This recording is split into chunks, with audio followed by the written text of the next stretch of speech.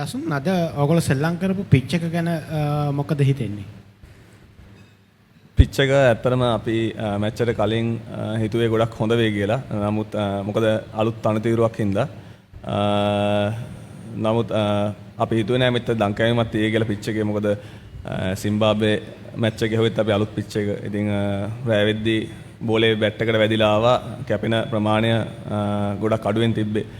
ඉතින් මම හිතනවා අපි කලෙක්ටිව් ඩිසිෂන් එකක් ගත්තේ ටොස් එක දිනලා බෝල් කරනවා කියලා. ඉතින් අවාසනාවකට අපිට අවශ්‍ය දේ සිදු වුණේ නැහැ. සාමාන්‍ය කෙත්තාරාම් විකට් එකක් වගේ බෝලේ කැපෙන්න පටන් ගත්තා. දසුන් හෝම් වර්ල්ඩ් කප් එකක් මැච් එකක් තියෙද්දිම දැන් එළියට විසිකුණා. ප්‍රේක්ෂකයන්ට මොන වගේ දෙයක්ද කියන්න පුළුවන්? නායකයා හැටියට හුඟක් බලාපොරොත්තු තියාගෙන ප්‍රේක්ෂකයන් හිටියේ මේ තරඟාවලිය ශ්‍රී ලංකාවේදී පැවැත්වෙද්දී. මොන වගේ දෙයක්ද ඔබට කියන්න පුළුවන් ප්‍රේක්ෂකයන්ට මේ පරාජයන් හේතුව කරගෙන? ලොකු කනගාටුවක් තියෙනවා. ඇත්තටම ඉංගලන්ත මැච් එක මම හිතන්නේ අපිට ජයග්‍රහණය කරන්න තිබ්බ තරඟයක්. ඒක මම කියන්නේ නැහැ. කියන්නේ අපිට ඊට වැඩි සෙන්සිබල් වුණා නම් මේ මැච් එක අනිවාර්යෙන් දිනන්න තිබ්බා. ඉතින් මේ තරඟය ගත්තොත් ගොඩක්ම වන් සයිඩඩ් ගේම් එකක් උනේ. හොඳින් පන්දු යවුවට. ඉතින් ප්‍රේක්ෂකයන්ට මට ඇත්තටම කියන්න දෙයක් නැහැ. මොකද අපි ක්‍රීඩකයෝ විදියට ලබා දීලා නැහැ මොකුත් උන්ට ජයග්‍රහණයක් කියන්නේ සතුට වෙන්න පුළුවන් ආකාරයේ දෙයක්. එක මැච් එකක් තියෙනවා. ඉතින් ටූර්නමන්ට් එක අඩුම තරමේ හොඳින් ඉවර කරන්නවත් නායකයෙක් විදියට බලාපොරොත්තු වෙනවා. දවසක් පොඩ්ඩක් කියන්න පුළුවන්ද නිව්සීලන්තගේ පාවර් ප්ලේ එක ඩෙත් ඕවර්ස් එක ගැන පොඩ්ඩක් කියන්න පුළුවන්ද? ප්ලෑන්ස් එක මොනවද උනේ? කොහෙද වැරද්ද ගියේ කියලා ඒක. ඩෙත් ඕවර්ස් ප්ලෑන් එක ඇත්තටම අන්තිම තරඟ දෙකේ ගොඩක් අය දැක්කා මොකද්ද දුෂ්මන්ත චමීර කරේ, දේශාන් මදුසංග මොකද්ද කරේ කියලා. ඉතින් එක්සිකියුෂන් හරිය ගියාම එයා හරියට දානවා වගේම ඉතින් වරදින දවසකුත් එනවා. ඉතින් මම හිතන්නේ හොඳම මේ අවස්ථාවේ ඉන්න හොඳම පන්දු යවන්න දෙන්න. මහේෂුත් හොඳින් පන්දු යවලා තිබ්බා ඒ 4 වෙනි ඕවරේ වෙනකන්. ඉතින් can't help මොකද හැමෝටම ඕනේ මම දන්නවා ඒගොල්ලන්ටත් ඕනේ ප්ලෑන් එක තියෙනවා එක්සිකියුට් කරන්න. ඉතින් ඒ වගේ දවසක් මොකද අන්තිම 4ට 70ක් ගියා කියන්නේ ගේම් එකට අපිට එන්නම බැරුව ගියා මේ මොමන්ටම් එකත් එක්ක. දසුන් දිගින් දිගටම පිතිකරුවන්සේ පසුබෑම ඔබ දකින්නේ කොහොමද? කවුද? දිගින් දිගටම පිතිකරුවන්සේ පසුබෑමක් දක්වන්න ලැබුණා. ඒ දකින්නේ කොහොමද? මම ටූර්නමන්ට් එක පටන් ගන්න කලින් කිව්වා මම ඇත්තටම විශ්වාස කරා විකට් සෑහෙන්න හොඳ වෙයි කියලා. ඉතින් ලංකාවේ ඉන්න හොඳම බැස්මලා ටික තමයි මෙතනට අවිල්ලා තියෙන්නේ. මොකද ඩොමෙස්ටික් එකට ගියොත් ස්ට්‍රයික් රේට් හොඳ ඇබිලිටි එක තියෙන ප්ලේයර්ස්ලා තමයි පික් කරන්නේ. නැතුව මෙතන බලෙන් ඇවිල්ලා කවුරුත් ක්‍රිකට් ගහන්නේ නැහැ. ඉතින් අපිටත් ඕනේ රටට දෙයක් ලබා දෙන්න. ඉතින් ඇත්තටම ගොඩක් දුකයි මේ වෙච්ච දෙයට. මොකද කවුරුත් යන්නේ නැහැ ෆේල් වෙන්න. හැමෝම යන්නේ ඉන්ටෙන්ෂන් එකෙන් හොඳට සෙල්ලම් කරලා කණ්ඩායම් දිනවන්න. ඉතින් වාසනාවකට අපිට ඕන කන්ඩිෂන්ස් හැම වෙලෙම හම්බෙන්නේ නැහැ. නමුත් අපි හිතන්නේ නැති වෙලාවට සමහරලාට පොඩි වෙනස්කම් වලින් ඒ කියන්නේ නොහිතන දේවල් වලින් අපි තරඟ පරාජය වෙනවා. ඉතින් ඒක ගැන ගොඩක් කනගාටුයි. ක්‍රීඩක විදිහට අපිට ලොකු දුකක් තියෙනවා ඒ සම්බන්ධයෙන්. දැන් මේ කණ්ඩායම අසාර්ථක වෙන්න ගොඩක් වෙලාවට මේ කියන්නේ පාර්ට් ටයිම් බෝලර්ස්ලාට කියන්නේ ස්පින් බෝලර්ස්ලාට ඒ කියන්නේ තාක්ෂණයේ වැරද්ද නැත්නම් මානසික ප්‍රශ්නයක් මොකක් හරි ඒකට මොකක්ද ඒකට තියෙන හේතුව ඒ විදිහට අසාර්ථක වෙන්නේ? තාක්ෂණයට වැඩිය මම හිතනවා ඉන්ටෙන්ට් එකේ අඩුකමක් තියෙනවා. අද නම් ඇත්තටම මේගොල්ලෝ හොඳින් පන්දු පළවෙනි ඕවර 6-7ම මම හිතන්නේ පාවර් ප්ලේ එකේ ලකුණු 20යි දුක අපි ගැහුවේ. එංගලන්ත තරඟය ගත්තොත් අපිට ඊට වැඩිය පොසිටිව් ඔප්ෂන්ස් ගන්න තිබ්බා. ඉතින් හේතු කාරණා දෙකක් තියෙනවා තරඟ දෙක පරාජය වෙච්ච විදිය ගැන. ඉතින් තාක්ෂණයේ අඩුවක් දකින්නේ මම මොකද කලින් කිව්වා වගේ මෙතනට එන්නේ හොඳම පිටිකරුවෝ. ඉතින් එහෙනම් අපි තව පිටිකරුවෝ හොයාගන්න ඕනේ මේ කන්ඩිෂන්ස් වල මීට වැඩිය හොඳට ගහන්න. ඒ කියන්නේ අපිට එළියට ගිහිල්ලා ගහන්නයි මෙහෙ ගහන්නයි කම්බිනේෂන්ස් හදා ගන්න වෙනවා. ඉතින් ඒක ගැන තමයි අවධානය යොමු කරන්න වෙන්නේ. Dasun, hard luck for the defeat. I couldn't understand, but I guess you said that in the last 4 overs where 70 runs were scored, probably the bowler's execution was not correct. At the same time, I think you will give credit to Santner and McConkey, the way they picked the shorter boundary when they were hitting, they were moving around the lines and picking the bowler's lines and hitting them on the shorter boundary. Was that also an important factor in the defeat? Absolutely right. They targeted the short boundary. We must give the credit to Mitch Stanton and McConchie because they they waited until the 16th over to accelerate. But at the same time, it was disheartening having that plans. We went for 70 runs in that 4 overs. Yes, it can be happen, but very unfortunate that it happened in this World Cup because we had a very good chance if we kept for a score like 130 in this game, which we could have. But it is that kind of a day. Everything went wrong for us.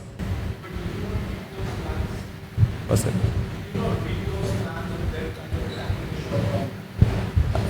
Plans are there actually. We try to execute wide Yorkers and Mahesh, he was, I think, got bit panic after getting 3 wickets. So it's totally a mental thing. As a player, he must control. Not that the captain or the other players ask him to bowl. He's good enough and he has shown enough. In previous occasions, he has delivered that super over and won the game for Sri Lanka as well. And 2 games back in that Australian game, I think the 19th over, he bowled for 2 runs. So the plans, they know what to execute in a game. So that's about the mentality and the situations that they misread sometimes. දසුන් මේ පොදුවේ ගත්තාම ශ්‍රී ලංකා කණ්ඩායමේ ශාරීරික යෝග්‍යතාවයයි මානසික යෝග්‍යතාවයයි ජාත්‍යන්තර මට්ටමේ තියෙනවායි කියලා ඔබ විශ්වාස කරනවද? ඇත්තටම හොඳ ප්‍රශ්නයක්. ඉතින් ශාරීරික යෝග්‍යතාවය මම හිතන්නේ නැහැ උපරිමයෙන් තියෙනවා කියලා. නමුත් මම හිතන්නේ අපි මේ World Cup එකට දැන් මේ තරඟයේ වෙද්දී ඉන්ජරිස් 4ක් වගේ 4-5ක් අපේ ඉන්න හොඳම ක්‍රීඩකයෝ එළියට ගිහිල්ලා තියෙනවා. ඒ කියන්නේ අපේ ශාරීරික යෝග්‍යතාවය මත මේ යෝග්‍යතාවය ගැන පොඩි යම් ගැටලු තියෙනවා කියලා එකෙන් පැහැදිලිව පේනවා. මම හිතන්නේ දැන් මේ පහුගිය ලෝක කුසලාන කීපය ගත්තාම ප්ලේයර්ස්ලා ඉන්ජර්ඩ් වෙලා ගිය කණ්ඩායම් වලින් මම හිතන්නේ ලංකාව ඉදිරියෙම ඇති කියන එක විශ්වාස කරනවා. ඉතින් මම හිතනවා අපිට ඒ කණ්ඩායමත් තෝරද්දී අනිවාර්යෙන් ඒ කියන්නේ ගයිඩ්ලයින් මත ඉන්නවා නම් මීට වැඩිය ගොඩක් හොඳ වෙයි කියලා. මොකද සමහරලාට අනිත් ටීම් ගත්තාම ඒගොල්ලෝ ගොඩක් ඉන්නවා කියලා මට හිතෙනවා ෆිට්නස් අතින්.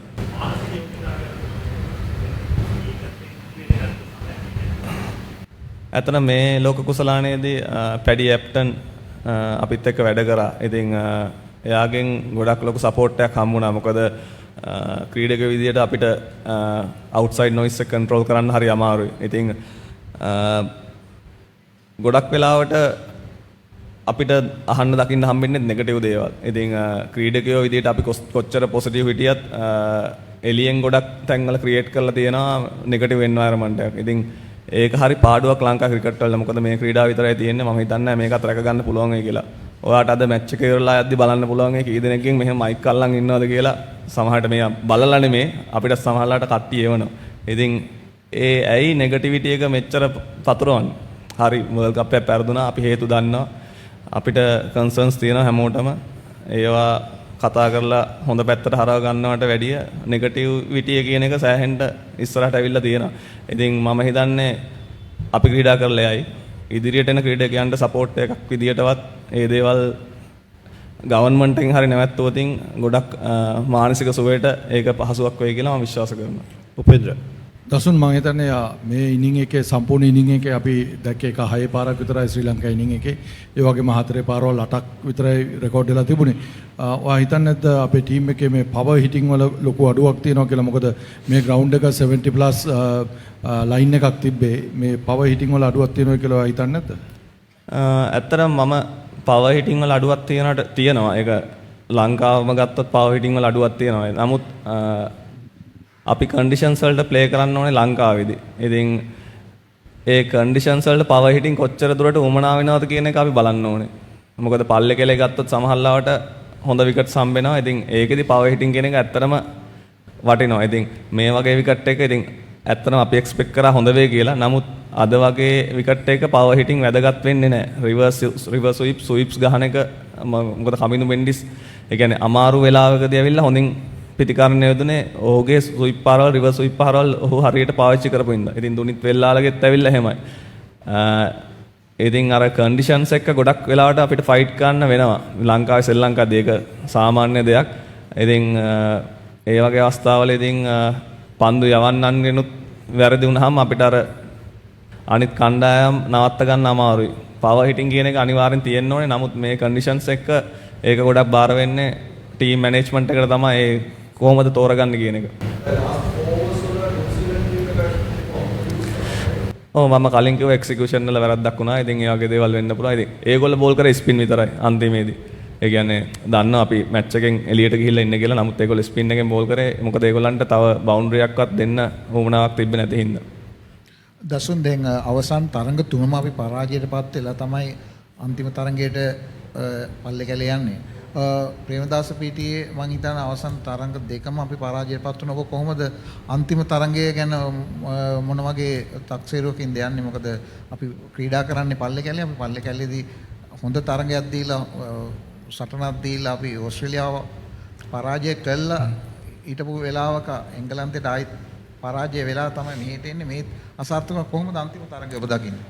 ඇත්තටම කණ්ඩායමක් විදියට මොන ප්‍රශ්න තිබ්බත් අපි යන්න ඕන සුබවාදී විදියට. මොකද අපි වර්ල්ඩ් කප් එකට එද්දිත් එංගලන්තයට තරඟ තුනක් පෙරදිලා ආවේ. ඉතින් වර්ල්ඩ් කප් එක හොඳට පටන් ගත්තා. ඉතින් මම හිතනවා ඊටමත් වැදගත් කණ්ඩායමක් විදියට වර්ල්ඩ් කප් එකක් අවසන් කරන එක. මොකද ඒක ඊළඟ ටූර්නමන්ට් එකට මොමන්ටම් එකක් හදලා දෙන්න හින්දා. අශුන් මම හිතන්නේ ඔබ කවදාවත් හිතාමතා තරඟ පරාජය වෙන කියලා මම හිතන්නේ. මොකද ඔබ ආසියානු කුසනාලය ලංකාවට අරගෙන ආපු ක්‍රීඩකයා. ඉතින් දසුන් ඇත්තටම ඔබ වාරක් ප්‍රකාශ කළා ඔබට හිටපු නායකයින්ගෙන් සහයෝගයක් ලැබෙන්නේ නැහැ කියලා. එතකොට ඇත්තටම තාමත් ඔබ ඒ මතේ ඉන්නවද? මොකද මේ විදිහට තරඟ පරාජය වෙද්දී හිටපු නායකයෝ ගොඩක් ඉන්නවා. මට නම් කරන්න බෑ. ඔබ තාමත් ඒ මතේ ඉන්නවද? නෑ මම ඇත්තටම සඳහන් කරේ නායකයෝ ඉන්නවා. ඒගොල්ලන්ගේ දක්ෂතා ඒගොල්ලෝ පෙන්වන්න ඕනේ කියන එක. මොකද මම කිව්වේ නෑ සහයෝගයක් හම්බෙන්නේ නැහැ කියලා. මේක මිස් අන්ඩර්ස්ටෑන්ඩින් එකක් මම හිතන්නේ එතන ඇති වෙලා තියෙන්නේ. ඒ ක්‍රීඩකයෝ ඉතාමත් හොඳයි. ලොකු සහයෝගයක් ලබා දෙනවා. විශේෂයෙන් කියනවා චරිත් අසලංක සෙල්ලම් කරේ නෑ පහුගිය තරම් කීපෙම. ඒ වුණාට හැම වෙලේම මාර සපෝට් එකක් දුන්නා. වතුර අරන් ඇවිල්ලා ඒ වගේම එයා දකින්න දේවල් අපිට ටීම් එකට කියලා ඒ වගේම ජනිත් ලියනගේ ඉතින් හැමෝගෙම කුසල් ජනිත් ඉතින් හැමෝගෙම සහයෝගය හම්බුණා. එහෙම හම්බෙන්නේ නැති දෙන්නේ නැත්නම් ඒක ලොකු වැරද්දක්. මම හිතන්නේ මෙතන එහෙම කවුරුත් නැති කියලා මේගොල්ලෝ සහයෝගය ලබා දුන්න මේ වර්ල්ඩ් කප් එකේදී. ඉතින් අර අපිට ඕන දේ ලබා දෙන්නයි බැරි වුණේ. සහයෝගය තිබ්බා උපරිමයෙන්ම. කොතනකදවත් එහෙම කිව්වේ නැහැ. මේ සමන්ත කොතනකදවත් එහෙම කිව්වේ නැහැ. සමාජ මාධ්‍යයේ අර ඒක තමයි මේ නෙගටිවිටි එක. දසුන් ඔයා කතා කළා නෙගටිවිටි ස්ප්‍රෙඩ් වෙන එක ගැන. එතකොට අපි දකිනවා ඔයත් දන්නවා පර්සනලි ගොඩක් පොසිටිව් දේවල් කතා කරන අයත් ඉන්නවා මේ මාධ්‍ය ඇතුලේ. එතකොට දැන් මේ නෙගටිවිටි එක මතුවෙන්නේ ක්‍රීඩකයන්ගේ දක්ෂතා එක්ක. එතකොට ඔයා හිතනවද මේ නෙගටිවිටි එක අඩු කරන්න තරම් සාධාරණයක් ක්‍රීඩකයෝ ඉටු කරලා තියෙනවා කියලා? මොකද අපි දිගින් දිගටම දැක්කේ සිටුේෂන් වලදී අපේ අතේ තිබිච්ච මැච් අපේ අතින් යන එක. දැන් අද තරගයේදී වුණත් අන්තිම ඕවර 4ේදී ඔයා කිව්වා හොඳම පන්දු යවන්න බෝල් කරේ කියලා. නමුත් පන්දු යවන්න 3 දෙනෙකුටම එකපාර වරදිනවා කියන එක ලොකු අවුලක්. මොකද අපි දැක්කේ ඒ වෙලාවේදී 98ට විකට් 6ක් තිබිලා අපිට ලකුණු 40කට ඒ ටික තියාගන්න තිබුණා. නමුත් අපි දැක්කේ ගොඩක් විකට් ටේකින් ඔප්ෂන්ස් try කළා. ඒක තමයි ඒගොල්ලෝ අපිට මේ ගහන්න හේතුව. සහ අපි මිඩල් ඕඩර් එකේ අපේ දිගින් දිගටම අපි මේ ප්‍රශ්නය දකිනවා. අපි ඕපන් එකෙන් පාර්ට්නර්ෂිප් එකක් ආවේ නැත්නම් අපි මිඩල් ඕඩර් එකෙන් අරගෙන යන්නේ මේ. එතකොට ඔන්න ඔය ප්‍රශ්න ටිකත් එක්ක ඔයා හිතනවාද ක්‍රීඩකයන්ගේ පැත්තෙන් මේ නෙගටිවිටි ස්ප්‍රෙඩ් වෙන එක අඩු කරන්න සාධාරණයක් වෙලා තියෙනවා කියලා? සහ අර පොසිටිව් දේවල් ස්ප්‍රෙඩ් කරන අයට ඒක උඩට ගන්න සාධාරණයක් වෙලා තියෙනවා කියලා? ඇත්තටම පොසිටිව් දේවල් කතා කරන අය ඉන්නවා. නෙගටිවිටි එකෙන් කොහොමද පොසිටිවිටි එකට එන්නේ කියන එක කතා කරන කට්ටියත් ඉන්නේ. ඉතින් මම හිතන්නේ ප්ලේයර්ස්ලා විදිහට අපි සමහරවිට සාධාරණීකරණ කියන්නේ සාධාරණයක් ඉටු කරන්නේ ඒ ප්‍රේක්ෂකයන්ගේ කියන්නේ එක්ස්පෙක්ටේෂන් එකට. නමුත් මොකද මට මේක හැම වෙලේම කියන්නේ කැප්ටන් කෙනෙක් විදිහටත් ප්ලේයර් කෙනෙක් විදිහටත් ගත්තොත් මම දෙන්නෙක්. සමහරවිට මගේ ඩිසිෂන් මේකින් හොඳට තියෙන්න පුළුවන්. ඒ වුණාට බැට්ස්මන් කෙනෙක් විදිහට මම අසාර්ථක වෙලා තියෙනවා. ඉතින් බලන්න ඕනේ කන්ඩිෂන්ස් මොන වගේද කියන එක බලන්න ඕනේ. සමහරවිට වර්ල්ඩ් කප් එකක් ඇතුළත අපිට මේවා කතා කරන්න බෑ. මම හිතන විදිහට කතා කරනවා නම් ගොඩක් දේවල් තියෙනවා කතා කරන්න, හේතු දක්වන්න තියෙනවා. මේක මම හිතන්නේ ඒකට අවස්ථාවක් කියන එක. ඇත්තටම පෞද්ගලිකව මට හේතු දක්වන්න පුළුවන්. නමුත් මේක මම හිතන්නේ ඒකට හොඳ අවස්ථාවක් කියලා. මොකද කණ්ඩායමක් කියන්නේ හැම වෙලේම බලන්නේ perform කරන්න.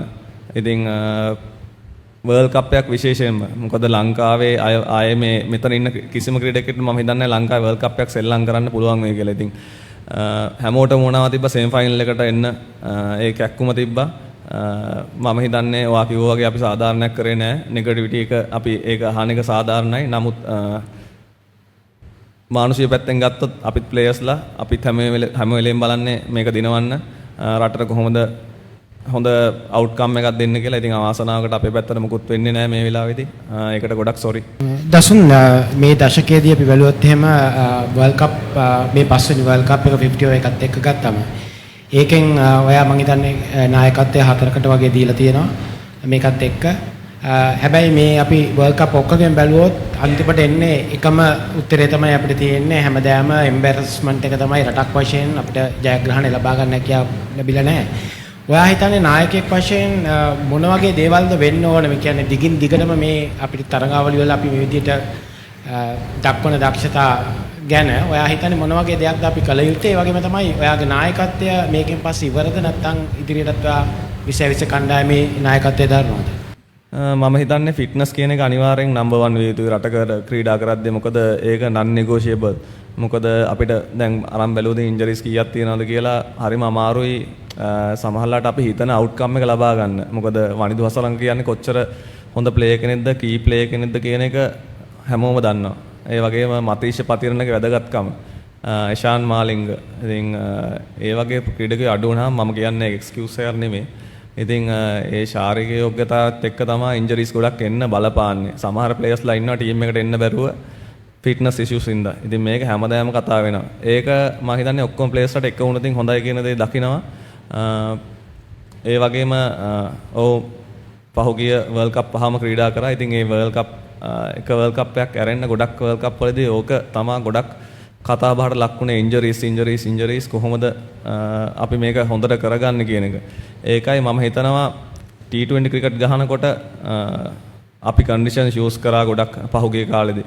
නමුත් අපේ ගොඩක් මම හිතන ආකාරයට කැප්ටන් කෙනෙක් විදියට ටිකක් හොඳ විකට් වල සෙල්ලම් කරොතින් ඔය ස්ටැට්ස් කියන ඒවා ස්ට්‍රයික් රේට් ගොඩක් උඩට එයි. මම මේක සඳහන් කරා වර්ල්ඩ් කප් එකේ පටන් ගද්දිත්. නමුත් මම කියන්නේ කන්ඩිෂන්ස් එක්ක සෙල්ලම් කරන්න ඕනේ. ඒත් අපිට අර දේවල් ඉම්ප්‍රූව් කරගන්න නම් ෆිට්නස් කියන එක ඒ වගේම හොඳ විකට්ස් වල සෙල්ලම් කරන එක පොඩ්ඩක් බලන්න ඕනේ. මොකද අපි වර්ල්ඩ් කප් ප්ලෑන් එකට යනවා නම් ලොන්ග් ටර්ම් ගෝල්ස් තියන් යන්න ඕනේ. ෂෝට් ටර්ම් ගෝල් වලට ගිහිල්ලා අපිට අමාරුයි මේ වගේ ටූර්නමන්ට් එකක් හොඳට කරන්න.